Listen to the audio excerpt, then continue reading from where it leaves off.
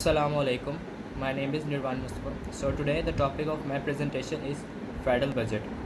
So first of all, I'm explaining what a federal budget is. So a federal budget is a document prepared by the government on other political entity presenting its anticipated revenues and proposed spending for the coming financial year. The article tells about the changing in bills and the taxes include income, income tax and sale tax. The date on which the changes take place is July 2020. So first of all, let's talk about the income tax and the relief measures.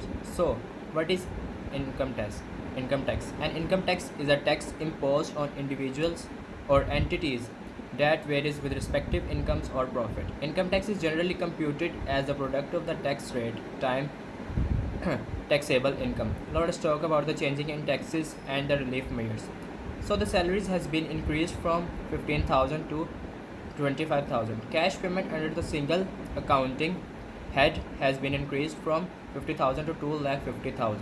The tax rate for payment regarding all manufacturing is being reduced to 4% for companies and 4.5 in other cases. Taxes on hotel services has been included under specified services and shall be deducted at 3%. The next thing is revenue. Revenue is an income that a business has from its normal business activities, usually from the sale of goods and services to customers. Revenue is also referred as sales or turnover.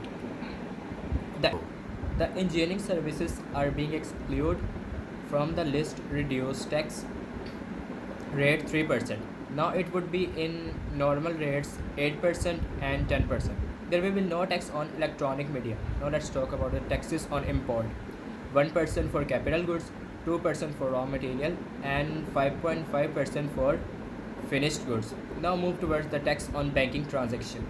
A rate of 15% is being specified on profit. Tax shall be deducted 10% if profit